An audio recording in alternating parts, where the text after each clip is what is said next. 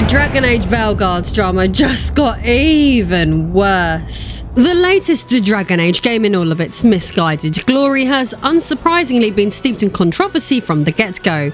Pre-launch, it alienated fans with laughably unattractive character designs and the clunky insertion of today's modern ideological identity politics into a supposedly medieval fantasy world, as if players wouldn't notice the immersion-shattering mismatch. Then there's the game itself, barely recognisable to those who loved the original Dragon Age titles. It veers wildly off course from what made the series popular in the first place, yet somehow all of that pales in comparison to the latest uproar that has completely consumed the internet, as if the developers couldn't help themselves to stir up even more backlash. So let me ask you, what could possibly sink lower than all of this? Well, how about the swirling cesspool of circumstantial evidence and the speculation hinting that EA and BioWare have hit rock bottom, allegedly blocking access to the game for any reviewer they suspect might not shower it with praise. That's right, instead of trusting in their product, speculation is spreading like wildfire that they'd rather manipulate who can critique the game, handpicking only those likely to cough up glowing reviews. It's a shameless ploy, limiting access to silence honest critique, as though they actually think censoring dissent is a substitute for, the truth. So with all that said, join me today as I discuss why this belief is being perpetuated and why such a damning conclusion is already being drawn surrounding this game. I am Lady Decade. Hit that subscribe button, as this is the latest disgusting Dragon Age drama. IGN and other large entertainment media companies, like many independent creators, provide reviews, news and other content related to video games and films. But here's the problem. Often the public question the integrity of these large outlets' game reviews due to perceived conflicts of interest, notably their reliance on advertising revenue from the very game publishers whose products they review. This symbiotic relationship can lead some to suspect that game journalists often skew favourably towards these advertisers to maintain a profitable partnership, rather than providing the unbiased critical analysis that discerning gamers deserve and should be receiving, or, in worst cases, be denied early access to the very media that these sites produce their so-called reviews on in the first place. After all, what would access media be without the access part? Thus, for those who cherish journalistic independence and depth over surface-level appeasements, IGN and other corporate news sites' reviews often regularly feel like extended promotional materials rather than rigorous critiques. A compelling case in point is their review of The Veilguard, which, when compared side by side with independent online personalities who have managed to get their hands on the game early, paints a bleak picture regarding the integrity of corporately produced reviews. YouTubers, on the other hand, unlike game journalists who have sold their souls to the mainstream machine, are unburdened by the heavy yoke of advertiser expectations. Thus, they often deliver insights and critiques that starkly contrast with the glossy, optimistic tones and toxic levels of positivity found in more mainstream reviews of AAA games.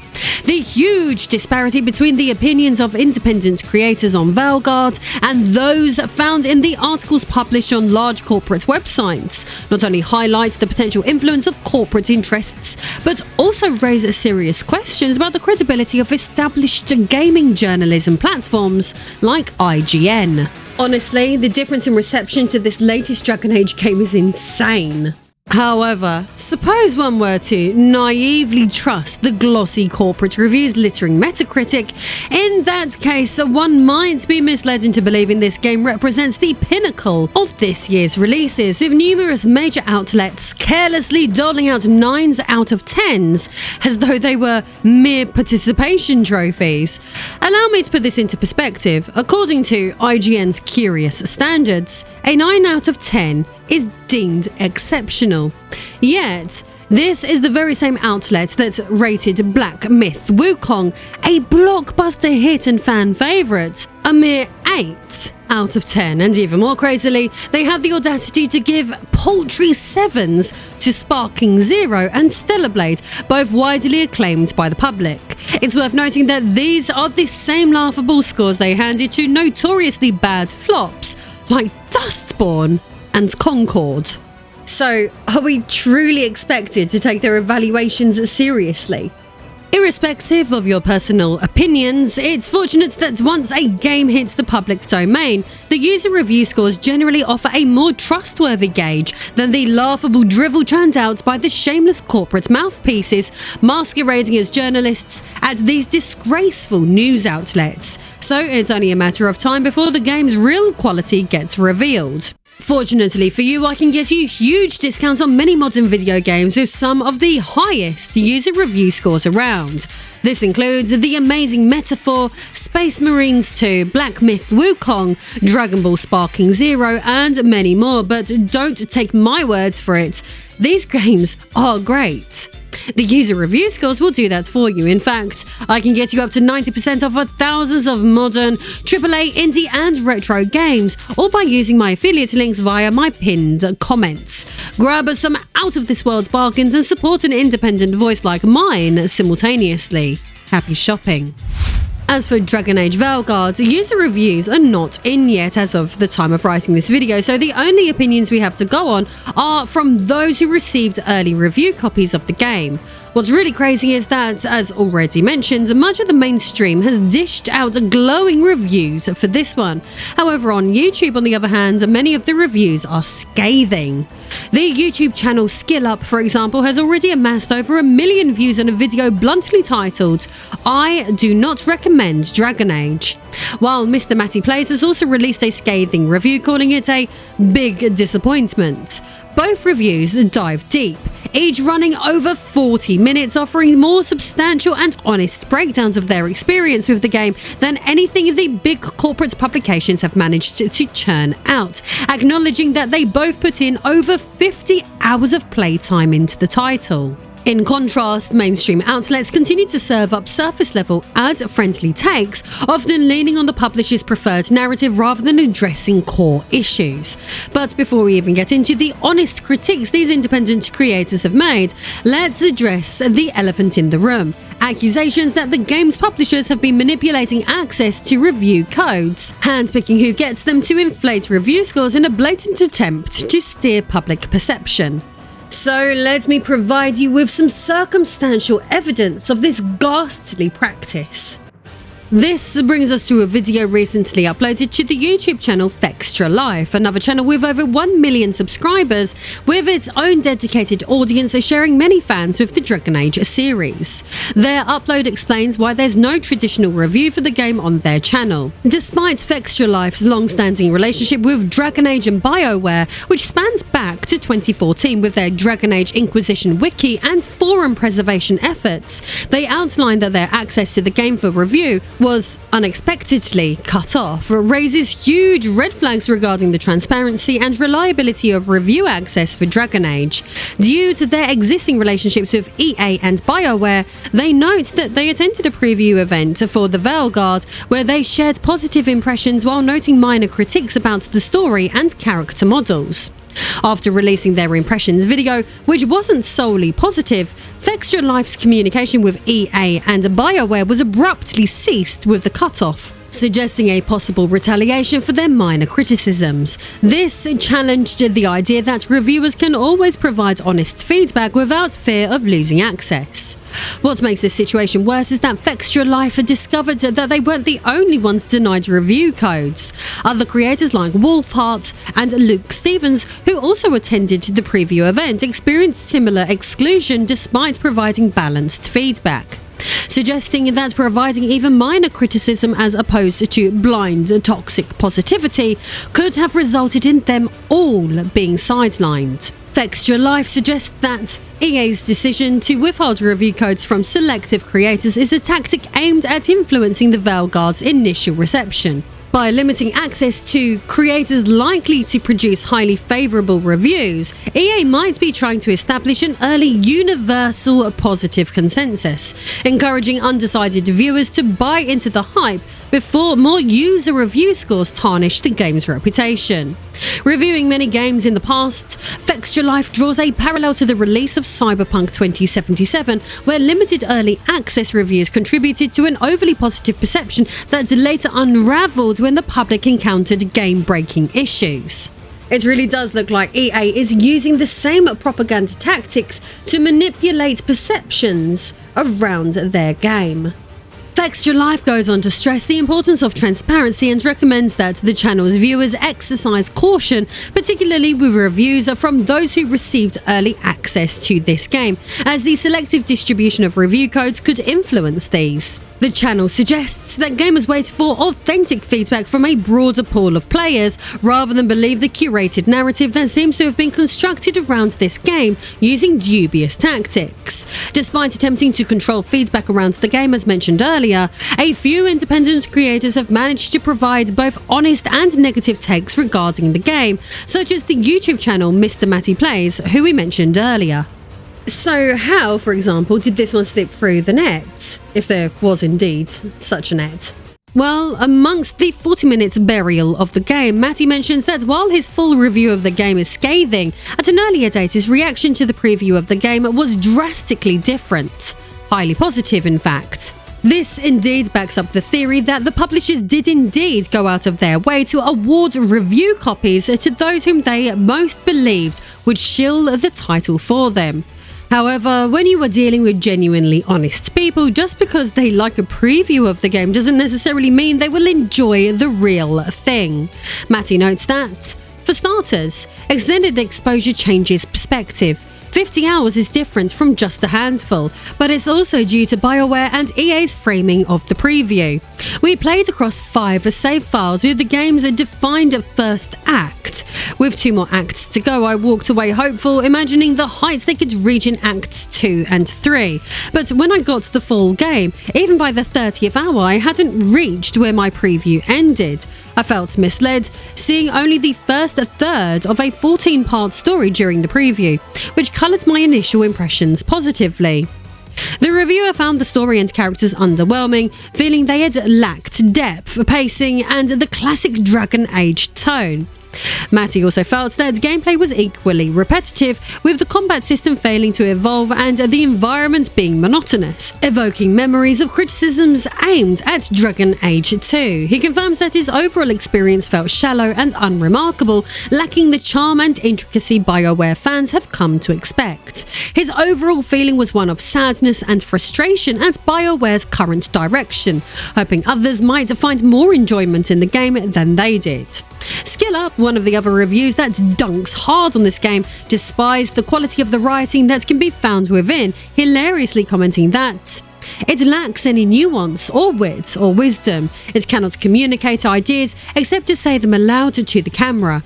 It manufactures petty, unbelievable tension because it doesn't know how to create anything more real, and it's too scared to ever be truly confronting or dark for fear that it might make the audience uncomfortable.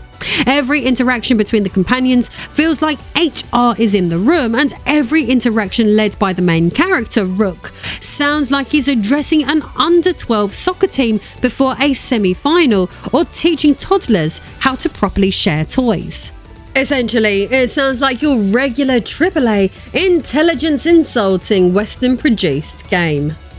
On the subject of the review code controversy and prominent YouTubers having trouble managing to gain early access to the game, an ex-user by the name of Natalia Sirenova demonstrated that she managed to get her hands on a copy. She would gloat that, "Guess who got a review code from Dragon Age the Veilguard? BioWare just sold his soul to the devil. I just had to say I was a non-binary woman and they gave it to me. Get ready for the mega review soon, or tomorrow." Following up on the initial post, after 3 hours of gameplay, Sirenova would note that the game has terrible graphics, boring and monotonous combat. They just want to copy God of War, but in a bad way. She declares the game is very linear, the options lead nowhere, false free will. The creator of characters focused on the trans and LGBT community. The characters move very robotic, they lack animations. The script doesn't make sense, neither do the quests. From one place to another killing bugs. Too much focus on homosexuality, lesbians, drags, race swap everywhere. It's a piece of garbage as an RPG. Stay away from this game, don't even buy it on sale. It's a pile of putrefaction created by people who have no fucking idea about video games. Uninstalled already, your mother. This game will be the tombstone of BioWare. These comments are certainly intense and unapologetically harsh, bordering on the extreme. The ex-user's statements may be exaggerated and loaded with abrasive language, but they capture a seed of genuine frustration currently felt across large sections of the gaming community. Yet the abrasive tone and explicit language turn what could have been valid points into a rant that risks overshadowing the constructive feedback at its core. But let's be honest, what else can you expect from a platform that used to be Twitter? It's always been a shithole. Harsh wording aside, the noticeable inclusion of modern identity politics in Western AAA gaming has become a common critique, with many feeling it disrupts immersion in otherwise fantastical worlds. From the very first reveal, Veilguard raised eyebrows, most notably for making top surgery scars a featured option in the character creator. Quite the bold choice, considering the same character creator doesn't even let players do something as basic as, say, designing a female character with a curvy physique. Clearly, this isn't about offering players a breadth of options, but given that the game's director, Corinne Bush, is a trans woman, the creative direction doesn't come as much of a shock. As a queer trans woman, I have a perspective on games that not everyone has. Dragon Age has long been a place where LGBTQIA+ folks can see people like themselves represented respectfully. It's inherently very queer, and is such a rare thing for marginalised communities to have representation where we feel proud and powerful in how we are depicted. It's so deeply meaningful for so many. I often get emotional when I think about what it would have meant for a younger version of myself to see someone like her in a game, and as a hero no less. I hope we can be a safe space for our queer players to know they are not alone, that they are brilliant and worthy, that they are not only welcome but celebrated. It's almost laughable that a game supposedly championing player choice is so selective about what choice actually means. Apparently, certain preferences are fair game, while others, like the simple ability to give female characters fuller figures, are just too much to handle. Instead, we're treated to a character creator obsessed with top surgery scars, as if that's the ultimate symbol of freedom of expression. Factor in EA and BioWare's cagey handling of review copy distribution, and it's clearer than ever what they really think of freedom in gaming. The restrictive focus ironically undermines the very idea of freedom and variety that character customization is supposed to represent. It suggests that some choices are more acceptable or meaningful than others, depending on the personal ideals of the director rather than the preferences of the player base. When a game's creative direction is shaped more by the identity of its creators than by the aim to give players an open-ended experience, it can feel less like genuine representation and more like advocacy dressed up as inclusivity. But what else is new in Western gaming? What's really interesting is that although people who identify under various subcategories of the LGBT umbrella remain extreme minorities in gaming, making up only a tiny proportion of our population and, of course, the industry consumer base, they seem much more prevalent working amongst the corporate gaming media landscape than their distributed representation among the broader gaming community. This trend suggests that LGBTQ+ individuals may feel more drawn to roles within media and journalism where they can actively shape narratives and promote their ideologies within the industry, which, while in my opinion not bad, it does provide yet another reason why video games are received so differently by the corporate review sites to the general public. For example, in the glowing 9 out of 10 IGN review, Leanna Hafer, the writer behind the piece, praises the game, commenting, "While we've been asked by the devs not to spoil specifically who I am talking about here, as a non-binary person myself, Veilguard includes some of the most authentic representation of coming to terms with gender stuff and having to navigate your family's reaction to it I've seen yet in a game. It doesn't feel like an after-school special or like I'm being pandered to. It's quite well handled, and finding out that the writer for this character is non-binary themselves did not surprise me at all." Obviously, I have no issue with how people choose to identify. However, I have to say that this comment from the IGN writer is simply off the mark. Themes like this are clearly sprinkled throughout the game as a form of pandering. AAA publishers openly admit that they design games this way to cater to the modern audience, which is, quite frankly, a predatory attempt to pander to every niche out there. Furthermore, considering how much the corporate gaming media eats this stuff up, it's no surprise that if developers want glowing reviews, they'll pander to this crowd. For example, the journalist has even cited it as being one of the reasons for her positive review, so clearly the pandering has worked perfectly. While there's nothing wrong with pleasing people like this, as widely documented by now, the constant focus on pandering to specific niches often alienates a significant portion of the broader gaming audience. Many consumers feel that these games no longer cater to their tastes or interests, as storylines and characters seem crafted to check boxes rather than to resonate universally. It's an ongoing issue, and this shift can make some players feel sidelined or even dismissed by the industry as games start to feel less like an escape or a form of entertainment and more like a vehicle for social messaging. The results? Long-time fans may grow disenchanted, seeing their preferences overlooked in favour of trends that they don't identify with, ultimately causing them to disengage. I, for example, don't even have the option to recreate boobs in this game accurately, but I can have top scar surgery scars. What does this say about the current Western entertainment landscape? Say what you will, but the creative choices made for this game go way beyond trivial gripes about identity ideology being shoehorned in. That's a minor issue in comparison to the access media issue. The potential manipulation over who received review copies and who was conveniently left out makes EA and BioWare look, frankly, pretty underhanded. It's almost as if they were more interested in orchestrating a certain narrative than letting the game speak for itself, which doesn't exactly inspire confidence in the quality of the product or their respect for the actual gaming community.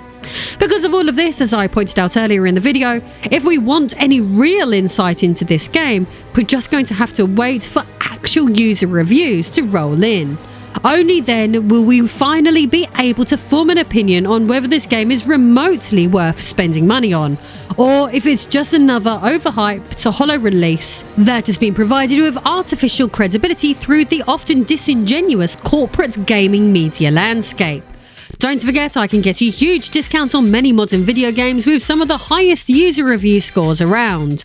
This includes the amazing Metaphor, Space Marines 2, Black Myth, Wukong, Dragon Ball Sparking Zero, and many more.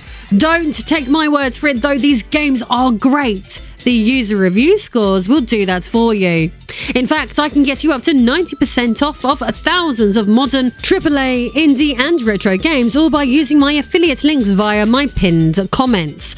Grab some out of this world bargains and support an independent voice like mine simultaneously. Or, if you want to support what I do in a more personal way, then access my behind the scenes cosplay library and more by becoming a backer over on Patreon. I look forward to speaking to all of you over there soon, one-on-one.